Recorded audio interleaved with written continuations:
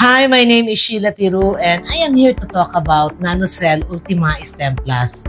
You probably noticed po na kapag ang katawan po ng isang tao ay nagkakaedad, kasabay din noon ay kinakapitan ito ng mga iba't ibang uri ng mga sakit. Bakit nga po ba nagkakasakit ang katawan ng isang tao habang ito ay nagkakaedad? Halimbawa po ang isang batang 8 taong gulang pa lamang, ito ay naglalakad subalit nadapa at nabuwal. Napakadali po sa batang ito ang tumayo ulit at maglakad muli. Dahil ang batang ito po ay marami pa siyang mga good quality at mga potent cells na kung saan ang mga cells na ito ay full pa ang kanilang capacity na gumawa ng iba't ibang uri ng mga cell types para pangpalit sa mga humihina, tumatanda at nadadamage ng mga cells sa kanyang mga tissues at organs. Ang pagpapalit po sa mga tumatanda at nadadamage ng mga cells sa ating mga tissues at organs ay kinakailangan para sa wastong paggana ng ating katawan or ang pangunahing hakbang ng isang kagalingan at kalakasan ng ating katawan na kung saan ay kaparehong approach ng mga nagpapa-stem cell IV therapy. Remember po that all our tissues are made out of cells. So kung palagi po silang napapalitan ng mga bagong cells, ang kabuuan ng sistema ng ating katawan ay malakas at functional lahat. Kaya nga po ang katawan ng isang bata ay super energetic at malakas pa din.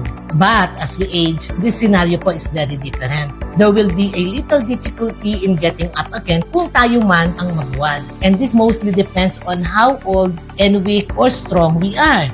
Actually, by the time we reach 28 years old, changes at the molecular and cellular level starts gradually due to different problems na nangyayari po sa tuwing ang mga cells ay dadaan sa DNA for replication. Ito po ay isang proseso sa ating sistema upang ang mga cells ay mabigyan ng task o trabaho sa ating katawan. At ang changes po na ito sa DNA replication ay nagiging sanhi sa pag-ikli ng ating telomerase o yung tinatawag na telomere shortening na nagre-resulta po sa pagdidisrupt or pagkakagambala sa pagdidivide, pagpapadami, or pagmumultiply ng ating mga cells na tinatawag naman po sa biology na cell division. Kaya as we age, we're losing cells. Hindi na po sumasapat ang ating mga cells upang mapalitan at ma-repair ang mga tumatanda at nadadamage na mga cells sa ating mga tissues at organs. At yan po ang nagiging dahilan kung bakit humihina at nagkakasakit ang katawan ng isang tao habang ito ay nagkakaedad. Dahil nga po yan sa kawalan ng pangpalit sa mga tumatanda at nadadamage ng mga cells sa ating mga tissues at organs. Again po, this is actually starting by the time we reach 28 years old.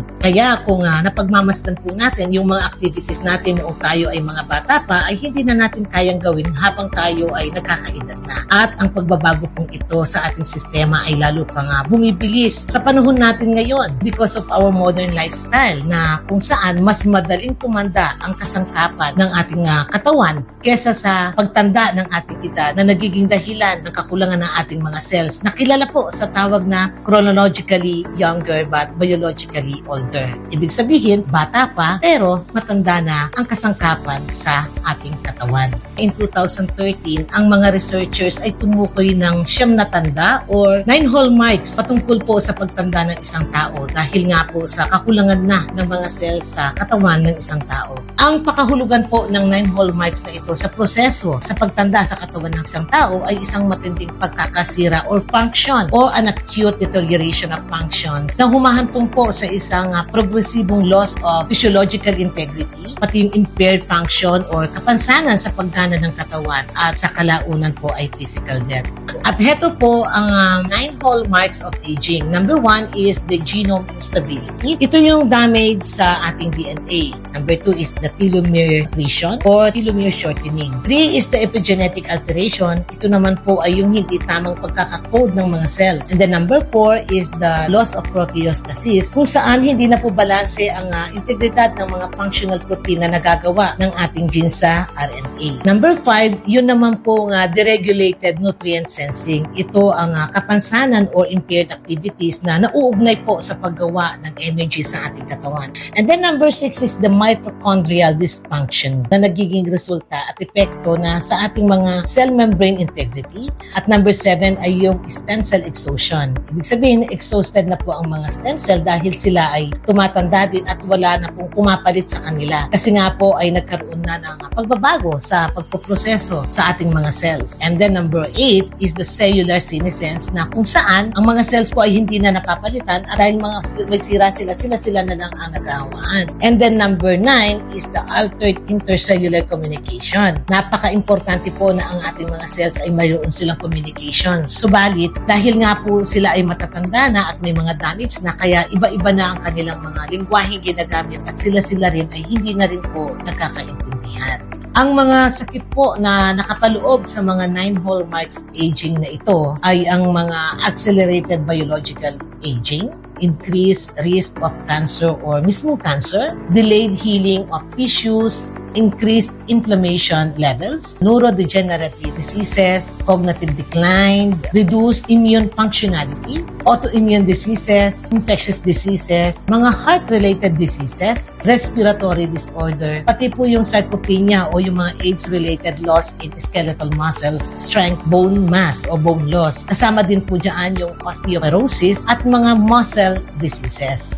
Now, let's discover po the breakthrough product inspired and developed based on the 9 hallmarks of aging na makakatulong sa iyong sistema to age gracefully and live chronologically older but biologically younger. At yan po ang ating NanoCell Ultima Stem Plus. Ito po ay isang food supplement na naglalaman ng beta-nicotinamide mononucleotide o yung tinatawag na NNN. Mayroon din po itong fisetin, pterostilbene, astrogolosides, liposomal curcumin, quercetin, resveratrol, vitamin E, vitamin D3, at Aronia melanocarpa. Ang mga ingredients po na naririto sa NanoCell Ultima Stem Plus ay makakatulong upang ayusin o i-repair ang nasirang DNA. Ganon din po, ito ay nakakatulong upang ma-stimulate ang ating telomerase enzyme na siyang magko-compensate sa pag-ikli nito. Kasama po dito ang pagmomodulate ng mga iba't ibang epigenetic pathways at para ma-facilitate ang mga protein folding and alleviate endoplasmic reticulum stress at upang maayos ang pagre-replicate sa ating mga cells sa ating DNA na magre-resulta ng mga bagong silang na stem cell upang patuloy itong makapag-regenerate ng mas marami pang mga bagong cells na ipangpapalit sa mga nanghihina, tumatanda at nadadamage na mga cells sa ating mga tissues at organs. At yan po ang ating NanoCell Ultima Stem Plus. Let's all be advocate po of pro-aging kasi lahat naman po tayo ay tatanda. And as we age, hindi po natin kailangan ng maraming sakit ang kumapit sa atin. Ito po, ang NanoCell Ultima Stem Plus.